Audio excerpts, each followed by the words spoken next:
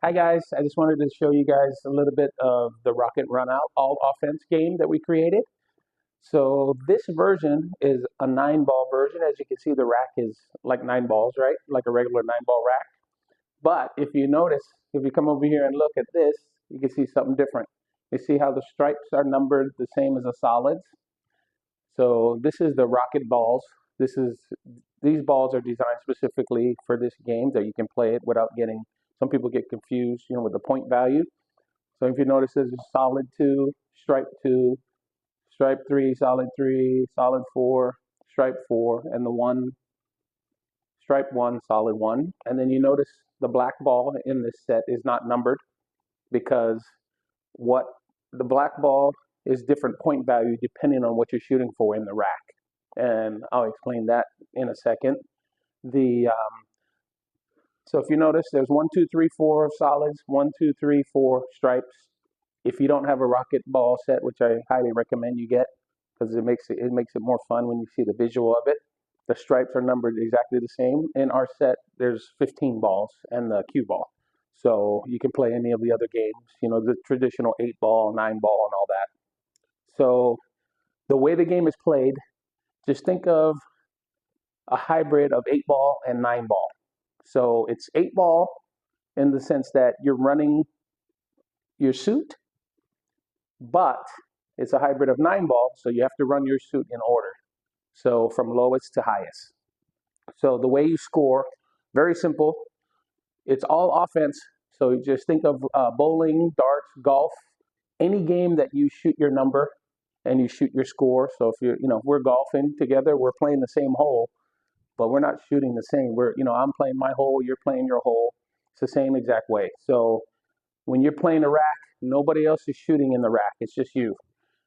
Okay, scoring. The way you score is uh, the highest you can score is 200 points. So, and 200 points is called a break and run.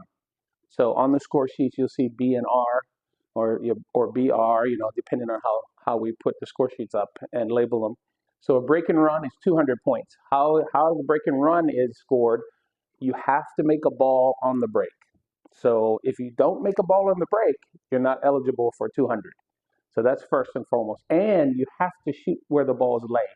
So you break, wherever the balls end up, you have to shoot from there. You can't do anything, you can't push out. There's no push out. There's no, you're not playing safeties. You're just shooting. It's all offense.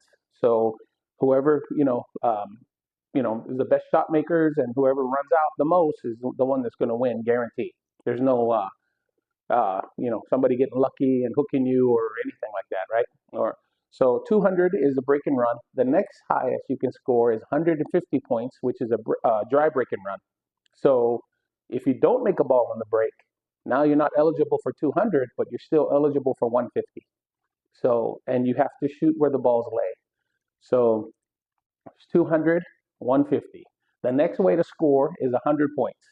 100 points you can score is it's called the ball in hand run out. So you'll see on the scorecard BIH or whatever, or BH. So after the break, it's always open after the break. You have an option to take ball in hand after the break every time. Once you take ball in hand, you're only eligible for 100 points now. So if you run out, you're making whatever suit you choose and make the black, then you get 100. So 200 break and run, 150 dry break and run, 100 for ball in hand run. That's the top 3. The next way you score is if you scratch on the break, you don't lose your inning, you don't lose your turn, nothing. You don't get 0. But you're not eligible for the top 3. So you can't get the 200, 150, or 100, but you can get 50 points. So you have to take ball in hand, obviously, because you scratched. But now you only get 10 points per ball. So the max you're going to get is you run out 4 balls and make the black, so you can get 50. That's the next highest. So after the 50 is, let's say anytime you break, you don't scratch, and you're running out, even if you're going for 200 or 150 or 100, you run out and you miss. Anytime you miss, you just count how many balls you made and you get 10 points per ball. So if I break and I make 1 stripe and then I go for the next stripe and I miss it, well, I get 10 points, that rack.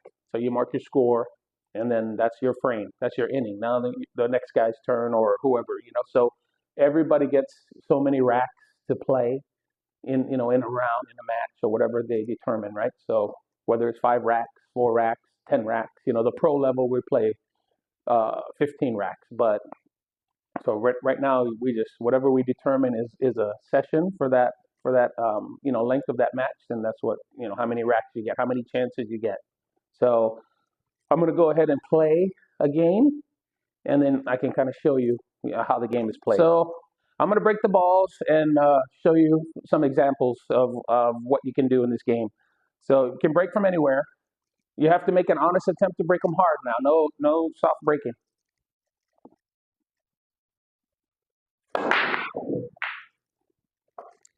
Okay, now this particular situation, I made a ball in the break. So now I'm eligible for 200. This is the only time you're eligible for 200. You have to make a ball in the break. So I made a ball in the break. Now I'm eligible for 200. So now, if you look at this rack, the balls that are in play are the lowest solid and the lowest stripe. That's the only balls I can shoot. So this ball. So if this ball went in, then this would be the next lowest ball on the stripes that I could shoot. But as you can see right now, if I shoot from right here where the balls lay, I can get 200 points. So if you look the way I don't have a shot on the solid, I don't have a good shot. I have a perfect shot on the stripe. So in this situation, I'm shooting for stripes. So if I shoot this 1, this 2, that 4, and then the black, then I get 200. So let me see if I can do it. Okay, so now, and I have to shoot from here for the 200. So let's see. And now, notice I'm running them in order now. So now I got to shoot the 2. I'm going to call, and it's every shot is called pocket. So you don't have, however you make it, it's as long as you make it in the pocket you're going for, right? Yeah. So I'm going to shoot that one next, and then I got to go for this ball after that.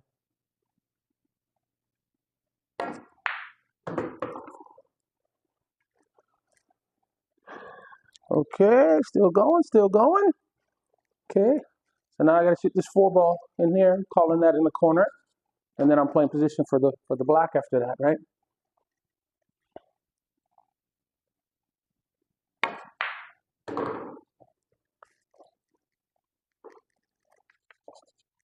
Let me move this little magic rack out of the way. So far you can see right now in this situation, I made 4 balls, right, total. I made a stripe on the break, and then I ran a few, so I got 40 points in the bank. Right now, I got 40 points, but I'm going for 200. So that's why the black ball is not numbered, because in this situation, that black ball is worth 160 points. So you can see real quick, you start missing black balls, you're gonna lose a lot of points. So running out is very important. So this situation here, I gotta make this ball to get my 200.